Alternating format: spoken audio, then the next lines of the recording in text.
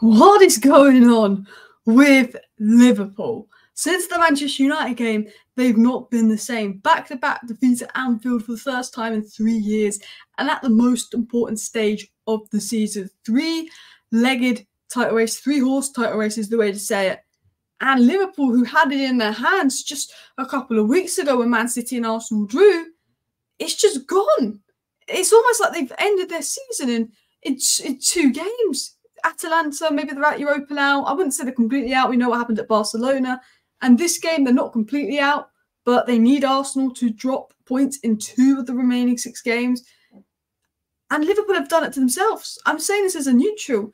Liverpool have done it to themselves. Nunes, Jota, Jones, Salah, they all could have scored. Liverpool should have walked away from Manchester United and Crystal Palace games with 6 points. They've walked away with 1 because they bottled it in front of goal. They've done it to themselves. And I've seen a couple of Liverpool fans on Twitter saying, good riddance to Klopp and completely melting down. It's not Klopp's fault. Your attack's missing chances. You did enough to beat Crystal Palace, but where it really matters at the end of the season is goals. You had a lot of the ball, but you didn't score the goals. 21 shots, 4 big chances missed, 2.8 XG without scoring. That is the highest since 2011. Highest XG someone's had without scoring in 2011. You look at the Manchester United game, 3.67 XG. They had a higher XG versus Man United when they drew 2-2 than they did when they beat Man United 7-0. 28 shots, 7 on target, 5 big chances missed versus Manchester United. And I saw this tweet, and we're doing our 5 things we learned from Liverpool's loss. 5 things we learned, breaking down why Liverpool are crumbling. 5 things we learned. But Mane and Firmino, they brought the calmness and quality to Liverpool's final third. They missed Mane and Firmino today. Salah is very direct and he can score. But all of their other attackers are very direct and they can score. They've got no one to bring that calmness, just to hold the ball up a little bit in the final third, keep the ball in the final third. Because every time they got the ball, bosh, bosh, bosh, bosh. They were almost trying too hard to make something happen. Every time they got the ball, just kick it forward, hope Jota gets there, hope Salah gets there, kick it forward, kick it long. And they're doing those risky passes where they're giving it away and Crystal Palace can win it back because Crystal Palace are good box defenders. They needed someone there that was just comfortable holding up the ball a little bit, dropping deeper, linking up the play. They needed the Firmino. They needed the calmness of Mane. That's what they needed today. The front three's chemistry, the profiles, when you need a goal and it's a little bit erratic, I think that was a problem today. And I think Liverpool could have beat Manchester United. They could have beat Crystal Palace. I think they did, I don't think they're their best game in midfield, but they did enough to create 4 big chances, you'd expect to score 2 goals at least. And they did enough to win, and they did enough to win against Man United with the 7 big chances they created, but they didn't.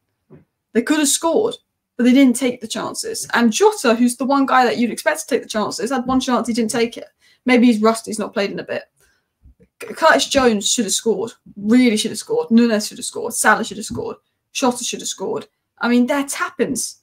Some of them were. Not all of them. I mean, Dean Henderson does very, very well, but Liverpool were doing it to themselves. And they were constantly booting the ball up the pitch when they had the ball because they were struggling against the man-to-man pressing midfield. And they were trying to rush the goal. They were panicking. It was like Man United had wound them up so much and then they lost to Atalanta. They were panicking. It was almost like they were panicking. They were losing belief. Let's try and force the ball in the back of the net. Let's try and force the ball in the back of the net. Go direct, to the point where they needed to just slow down the game a little bit, move the ball a little bit better in the final third, and just be a bit more patient with it.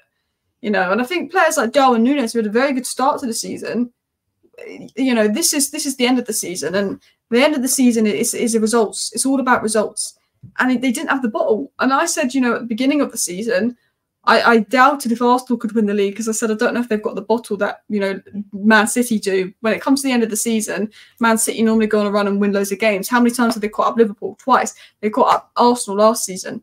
And I said, after Liverpool, I think this season have the bottle because Liverpool, Trent was scoring last-minute goals. Jota was doing brilliance. But Liverpool seemed to have lost the bottle a bit this season. Darwin Nunes, he was poor today. I don't think he's a bad player, but he was poor today. And in a title race, taking those chances is the difference between points. And Liverpool could have 6 points instead of 1 in their last 2 games, but they didn't take it. They're lacking the winners in the final moments. And when you get to the end of the season where everyone's legs is tired and all the teams are going to drop off a bit, you need winners. And you didn't get that with Liverpool today. And Darwin Núñez now has the worst big chance conversion rate across Europe's top 5 leagues. I think he's a good player. I think he's got all-round good game, Darwin Núñez. But for Liverpool in the title race, it's got to be better than that. It's got to be better than that. Worst big chance conversion rate. I mean, Jota's normal conversion rate is 25%. And that's not even big chances. Going into the second reason why Liverpool are crumbling is, I think a lot of their players that have been really good this season. Obviously, I'm looking at this from a neutral perspective, a Man United perspective. I'm a Man United fan. I didn't watch the Atalanta game because I was out, actually. But from what I saw, Soboslai was brilliant at the start of the season. Van Dijk a month ago was arguably player of the season. He was poor today. Konate's not been the same since that injury. Núñez has dropped off the last month. Salah, since he's returned, has not been the most Salah that we know. He's had a few goals here and there, but he's been playing a bit like Rashford lately. And we know what Rashford's capable of on his day, and then he falls apart. And Salah's been really, really good, and he's just dropped off a cliff. Maybe it's the injuries. Trent looks a bit rusty with his passing because he's just come back from a long-term injury. Maybe it's the constantly changing the squad because of the injuries. Maybe it's the fact that the legs are gone and they're absolutely exhausted. You know, been playing a lot lately, longer minutes in the Premier League, most demanding season. Maybe the legs have gone a little bit. You know, they haven't been able to rotate loads because of injuries. Maybe they've been ran into the ground. Or maybe Liverpool were overachieving earlier in the season. I always said everyone, I think, predicted Man City and Arsenal to be the top two, and Liverpool sort of predicted third or fourth because they brought in 4 new midfielders. They completely changed the midfield. They didn't even finish in the Champions League places last year. And then they came out this season looking incredible. Have Liverpool overachieved at the beginning of the season? You know, they did better than expectations. I don't think anyone predicted them to win the title. I think they thought, okay, we need another season to just build because, you know, we came 5th, they'll be saying. Maybe they've been looking at it like that. Maybe they've really started the season so well, overachieved, and actually it's just wearing off them. Every inch, Arsenal shot, just watching the Arsenal game back home. Maybe every inch of work is just coming off them, if that makes sense. Because I didn't think Liverpool would be in a title race, if I was going to be honest with you, at the beginning of the season. I thought, you know, the whole midfield was fresh. The fact that they're up in a title race, I still think is a big achievement because they're rebuilding as well. But at the end of the day, they've gone from outplaying Man City a month ago, completely outplaying Man City a month ago, and probably deserved to win that game 3-1.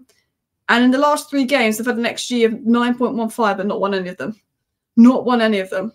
Slow passing, moving it around the back. They look lethargic, and they've only got themselves to blame.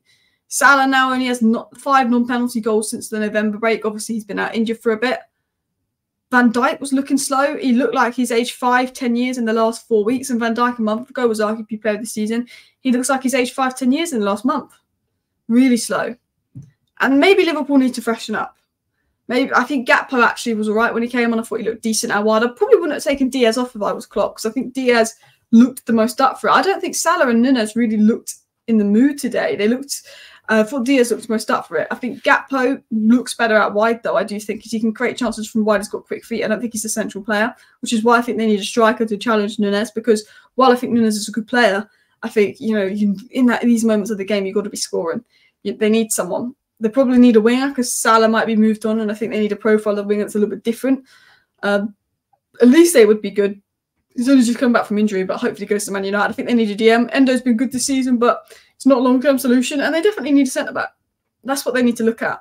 Xerxes, I think, could be a good option for Liverpool at striker, but he's just not, like, crazy clinical. He's a bit like Firmino, but I think he could have held up the ball and allowed that control and laid it off to Salah in better areas. That's what they need. Maybe a Cunha of Wolves could suit Liverpool.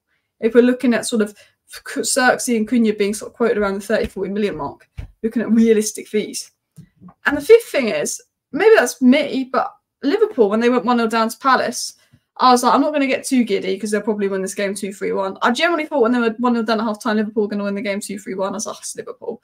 They go behind and they always win. It's Liverpool, you know. I'm fed up with it. Liverpool, whenever they go behind, they win. I think they've gone behind 23 times this season, and most of the time they've won the game.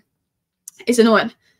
So I thought Liverpool get back into it. They've always shown this immense mentality, and you know, a lot of it's come from Klopp subs, and a lot of it's come Liverpool been better in the second half. There's always shown this amazing mentality. So I think the fact that Liverpool didn't come back from it and they've frustrated themselves, mentally it looks like they lack belief. The players look like they lack belief. The players look like, oh, they've given up, the season's over. It's like when they had 10 minutes to go for stoppages, they didn't believe they were going to score 2 and their heads had gone. Whereas the Liverpool of 2 months ago would have probably scored 2. and believed they would. They lacked that belief. Did Man United break their spirit? That will be the narrative. Us Man United fans would love to say we broke their spirit. I don't think it's all down to Man United because they did do enough to win these games. But maybe the frustration of not beating Manchester United, losing in the FA Cup, drawing the other day, missing all those chances, maybe psychologically that's, I don't know, lacked belief and confidence in front of goal. And Liverpool have just fallen off a cliff. So there are my 5 things we learned from Liverpool 0, Crystal Palace 1. Let me know your thoughts down below. I thought I'd do this to sort of look at it from a more analysis, tactical point of why Liverpool could be crumbling at this stage in the season. It's not over yet. We've seen them do crazy comebacks. Liverpool are more than capable of winning all their remaining games for the rest of the season. But because of goal difference, they're going to need Arsenal to drop points in 2 of their games, and City potentially to drop points. It's out of their hands. It was in their hands. They dominated a month ago. They dominated City. Arsenal would drop points. It was in their hands just a couple of weeks ago. And within a week, Man United, Atalanta today. What has happened at Liverpool? Let me know your thoughts down below if you're a Liverpool fan.